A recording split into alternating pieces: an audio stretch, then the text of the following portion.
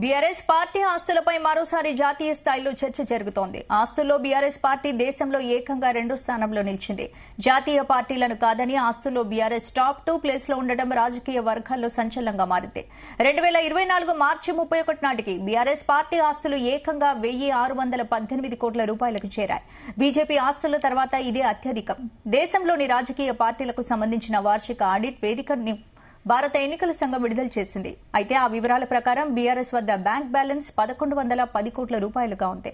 గత ఆర్థిక సంవత్సరంలోనే బీఆర్ఎస్ పార్టీకి విరాళంగా 580 కోట్ల రూపాయలు వచ్చాయి. బ్యాంకుల్లో ఫిక్స్డ్ డిపాజిట్స్ ద్వారా మరో 101 కోట్ల రూపాయలు వచ్చాయి.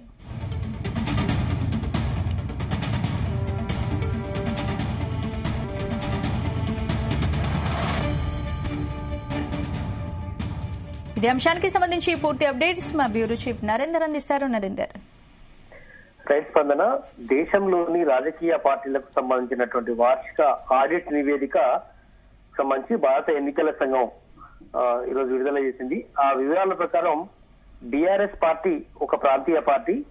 అలాంటిది ఆ బీఆర్ఎస్ పార్టీ బ్యాంక్ బ్యాలెన్స్ 1,110 కోట్ల రూపాయలు ఉన్నట్టుగా కూడా ఈ వార్షిక నివేదికతో తేలిపోయింది. గత ఆర్థిక సంవత్సరంలోనే బీఆర్ఎస్ పార్టీకి విరాళంగా 580 కోట్ల రూపాయల దాకా వచ్చాయి. అప్పుడు గవర్నమెంట్ ఉండేది. 10 సంవత్సరాల పాటు బీఆర్ఎస్ పార్టీ తెలంగాణలో అధికారంలో ఉన్న నేపథ్యంలో వివిధ రాజకీయ పార్టీలు, అంటే ముఖ్యంగా ఆ పార్టీలో ఉన్నటువంటి ఎంపీలు కావచ్చు, ఎమ్మెల్యేలు కావచ్చు, వివిధ రకాల బిజినెస్ చేసుకున్న వాళ్ళు, వివిధ లబ్ధి పొందిన వాళ్ళు, వివిధ సంస్థలకు సంబంధించినటువంటి కాంట్రాక్టు పొందిన వాళ్ళు కావచ్చు, వీళ్ళందరూ కూడా ఆ పార్టీ ఫండ్ కింద, బాండ్స్ కింద ఆ పార్టీకి విరాళంగా ఇచ్చినటువంటి పరిస్థితి మనం చూసాం. అయితే దానికి సంబంధించి అదనంగా వడ్డీ రూపకంగా 618 కోట్ల రూపాయలు కూడా యాడ్ అయినటువంటి పరిస్థితి మనం చూసాం. దీంతో మొత్తానికి 1,618 కోట్ల రూపాయల దాకా చేరినటువంటి పరిస్థితి. అంటే 580 కోట్ల రూపాయలు అదనంగా ఈ లాస్ట్ ఇయర్ నుంచి వడ్డీతో సహా మిగతా యాడ్ అయిన నేపథ్యంలో, డిపాజిట్ల ద్వారా అదనంగా యాడ్ అయిన నేపథ్యంలో దాదాపు మొత్తం కలిసి 1,618 కోట్ల రూపాయల దాకా బీఆర్ఎస్ పార్టీ ఆస్తులు ఉన్నట్టుగా కూడా నివేదికలో వెళ్ళినటువంటి పరిస్థితి. ఈ లెక్క మనం ఒకసారి చూసుకుంటే దేశంలో గుర్తింపు పొందినటువంటి పార్టీలు, గుర్తింపు పొందని పార్టీలు వందల సంఖ్యలో ఉంటాయి. గుర్తింపు పొందినటువంటి పార్టీల్లో జాతీయ పార్టీలు కొన్ని ఉన్నాయి, అదేవిధంగా ప్రాంతీయ పార్టీలు కొన్ని ఉన్నాయి. జాతీయ పార్టీలు బీజేపీ కావచ్చు, అదేవిధంగా కాంగ్రెస్ పార్టీ కానీ, బీఎస్పీ కావచ్చు, ఇట్లా పలు జాతీయ పార్టీలకు లో ప్రధానంగా బీజేపీకి, భారతీయ జనతా పార్టీకి అత్యధికంగా విరాళాలు వచ్చినటువంటి విషయం తెలిస్తే అది 1,000 కోట్ల రూపాయలు ఉన్నటువంటి పరిస్థితి ఉంది.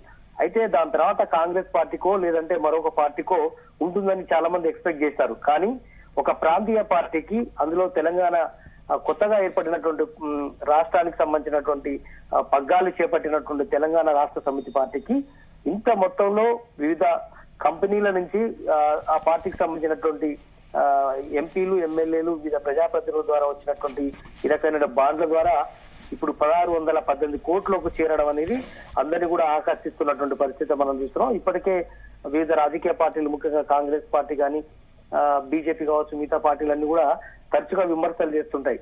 నిన్నగాక మొన్న వచ్చినటువంటి పార్టీకి ఇన్ని 100 కోట్ల రూపాయలు ఎట్లా వచ్చాయి, ఏ రకంగా వచ్చాయో తెలిసిందే అనేటువంటి విషయంగా వ్యంగ్యంగా మాట్లాడుతున్నటువంటి పరిస్థితి మనం చూస్తున్నాం. ప్రధానంగా ఒక జాతీయ పార్టీ కాంగ్రెస్ పార్టీ, దాదాపు మన స్వాతంత్రం వచ్చినప్పటి నుంచి కూడా కాంగ్రెస్ పార్టీ ఉంది.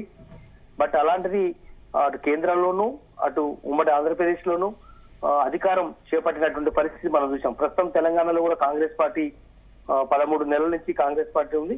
బట్ 9.5 సంవత్సరాల పాటు బీఆర్ఎస్ పార్టీ రాష్ట్రంలో ఉన్నటువంటి ఆ పార్టీకి ఇంత పెద్ద మొత్తంలో వివిధ రూపాల్లో పార్టీకి విరాళంగా రావడం అనేది, ఇప్పుడు బ్యాంకుల్లో ఫిక్స్డ్ డిపాజిట్ల ద్వారా కూడా వచ్చినటువంటి మరికొంత అమౌంట్ గా కలిపి ఇన్ని 100 కోట్ల రూపాయలు పార్టీకి ఉండడం అనేది కొంత సంచలనంగా ఉంది. ఇప్పుడు జాతీయ పార్టీగా ఉన్నటువంటి అధికారం, జాతీయ స్థాయిలో ఇప్పుడు బీజేపీ అధికారంలో ఉంది, ఇప్పుడు రాష్ట్రంలో అధికారంలో లేదు. బట్ అయినప్పటికీ కూడా ఆ పార్టీకి ఇన్ని 100 కోట్ల రూపాయలు ఉన్నట్టుగా కూడా అదే వార్షిక ఆడిట్ నివేదిక భారత ఎన్నికల సంఘం, ఎలక్షన్ కమిషన్ విడుదల చేసినటువంటి లెక్కల ప్రకారం తెలడం అనేది బట్ ఒక చర్చకైతే దారి తీస్తోంది. Right, thank you.